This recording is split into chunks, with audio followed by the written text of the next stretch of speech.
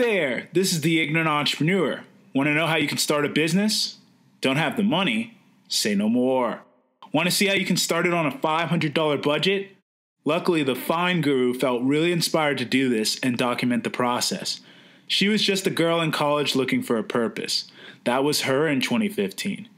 She persevered and was able to start several successful online storefronts, and perhaps you can too with a little bit more guidance. The Find Guru has really enjoyed building different e-commerce brands, even having a few successful ones. Watch her challenge herself in this first episode to start a business. You can find episode 2 on her channel, The Find Guru. Hopefully this video will inspire anybody who is wondering if or doubting that they can do this. So here's my introduction and promotion of her series, and I hope you enjoy it. So today is the day that I am finally dropping this series that I've been working on for so long. I've had an idea about this for the longest time. I've been working on it for the longest time, and I am just ready to drop it. I started a challenge inspired by you guys and inspired by myself to start a business with a $500 budget. Now, when I first started my business, I definitely didn't have a $500 budget, and I was also inspired because I'm starting 2 new businesses, and those are definitely not on a $500 budget.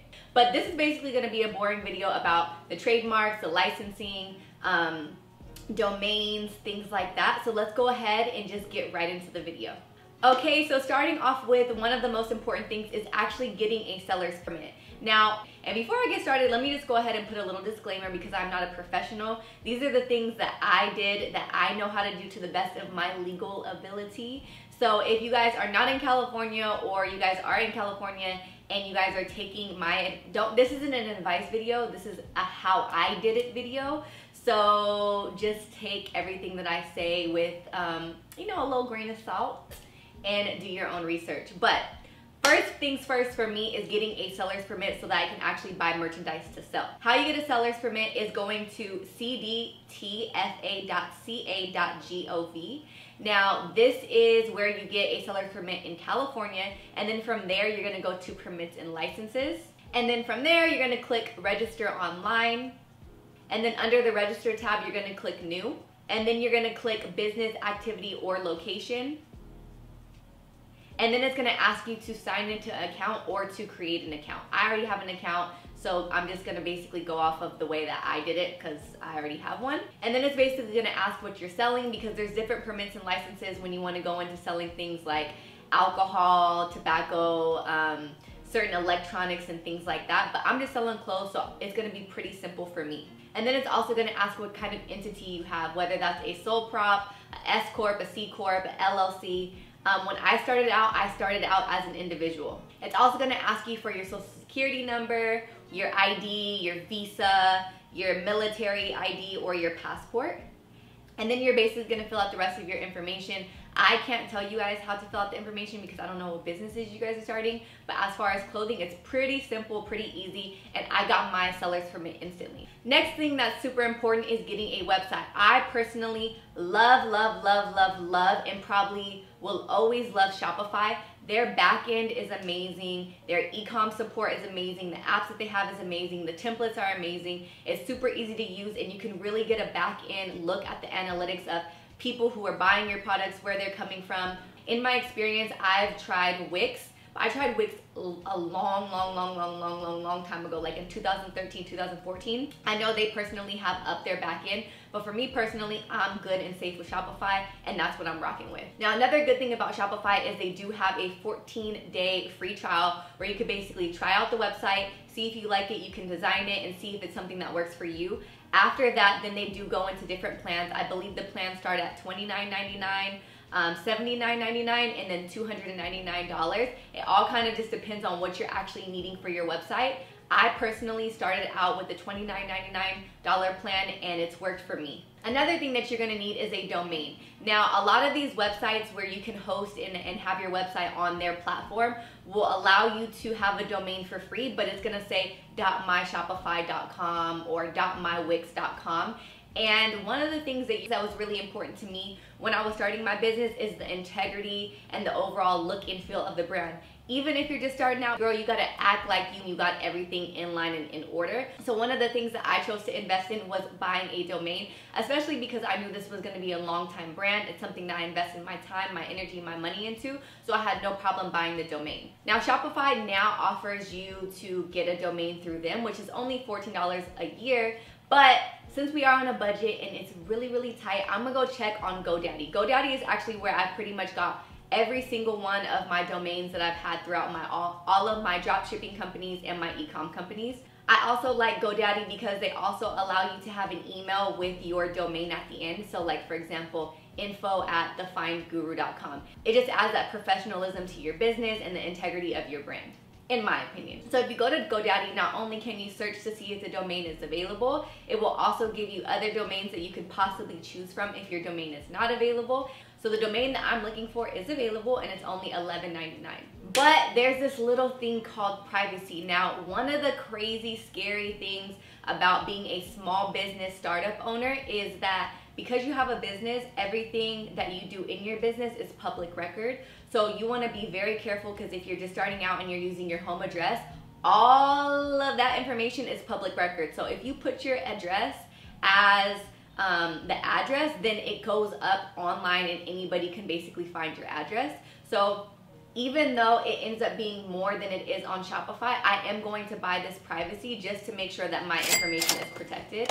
Now, at this point in my career and in this point in business, I do have virtual offices that you guys can get from iPostal or PO boxes. Just because I am starting out and I know that a lot of other people are starting out and they might not have a virtual office or a PO box, I'm gonna pay that extra fee to have my privacy protected, which actually brings us to $22.16 for our budget. So that's the first thing that we budgeted in. The next thing that's super important is a trademark. Now, trademarks are pricey, so it's not like we're gonna actually file for a trademark, but we wanna see if the company that we are trying to start is already trademarked, because you wouldn't want to be that person who spends all this time and effort branding and getting everything started, run the business, open up shop, and then you start booming and you start going, and then you find out, knock, knock, knock, this name is already trademarked. You guys basically need to stop doing business under this name. So before you get started, go ahead and look up that trademark to see if you can conduct business under that name. The easiest way to look up a trademark is going to uspto.gov. Then you're gonna go ahead and click trademark. Then from there, you're gonna search for the trademark through the database. And the way I always do it is I just do like a basic word search so that anything with that name could basically come up. And then from there, you're gonna type in the name just to see if anybody has it. And then if they don't have it, then you can go ahead and start using it. If they do have it, you may wanna reconsider choosing a different name. Another thing too is you can see if the trademarks are active or inactive, and in that case you could kind of like consult with a legal professional to see what you want to do moving on in that direction. But my biggest thing for me personally in choosing these brands, I personally always wanted to check beforehand, even if I couldn't afford a trademark at that time, because I wouldn't want to be that person, like I said, who starts a brand, doesn't look up the trademark, it ends up booming, and then somebody comes knocking on my door talking about that that's their company and I can't use it. Now, another good thing with trademarks is there's different classes of trademarks. So if you open up a company called Rosewater Ivy and it's under the class of clothing, if somebody chooses to open up Rosewater Ivy under like spas or services, then in that case, because it's under two different classes, there is a chance that your trademark would get approved. Once again, that's something that you would have to consult with a legal professional, but I'm just giving y'all a little bit of game on that. So just do that before you get started. The next thing that you want to do, which is basically going to be the bread and butter of this business, is open up an Instagram account and a Facebook account. So the number one thing that's most important is actually Facebook and not Instagram, because Facebook actually has all the back-end analytics that's gonna make your company in the future thrive. So to make a Facebook account is super easy. I'm pretty sure you guys already know how to do that. If you don't have a Facebook account, you need to make one, because you can't make a page business account unless you do it through a personal account. So first, make a Facebook account. Then you're gonna wanna click in the corner and click create. And then you're gonna click page, and then you're gonna choose, in this case, I'm choosing a business. After that, it's gonna ask you to basically put the store name and also the type of business, and then it's also gonna ask you to upload a photo. and also upload a cover photo. So next, you're gonna wanna connect your Facebook to your Instagram. So to connect to IG, you're gonna go to settings, and then from settings, you're gonna go to account, and then from account, you're gonna go to business account, and then you're going to connect it to Facebook.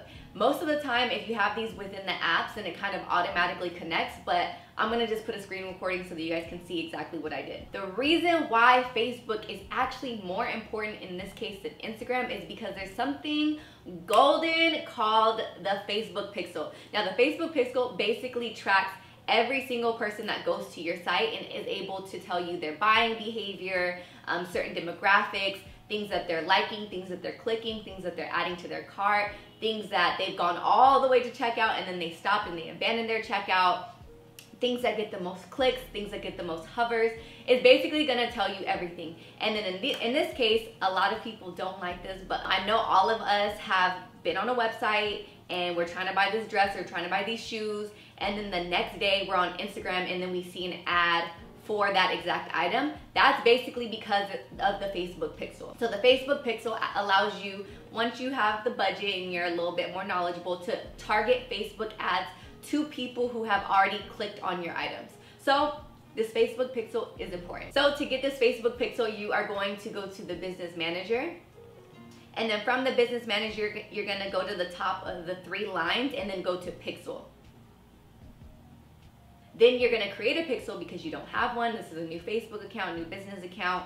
And then from there, you're gonna create a pixel and it's gonna take you through everything step by step. Facebook is super easy to follow because they give you pictures, and then from there, you're gonna go to Shopify in the preferences and you're gonna add your pixel in there, and I will show you that in a later video. Another thing that is beneficial when you're starting a business is to get an EIN number, which is basically a replacement for your social security number, so you're not using that for everything. That basically concludes today's video. Those are the basics that I needed to start my business in a legal, professional manner. Once again, this is not advice. This is basically just what I did to conduct my business and start my business up. If you guys have any questions, please consult a legal professional. I'm not a legal professional, so I'm not gonna be able to answer your questions. Also, something that I don't say that I need to start saying is, please, you guys, like this video and don't forget to subscribe to my channel. This is video 1 of the series. Don't forget to check out video 2 or stay tuned to video 2 if you're watching this in live time. Thank you guys so much for watching my video, and I will see you in the next upload. Bisous! Thanks again for watching. Again, you can find more episodes on The Fine Guru. Catch you later.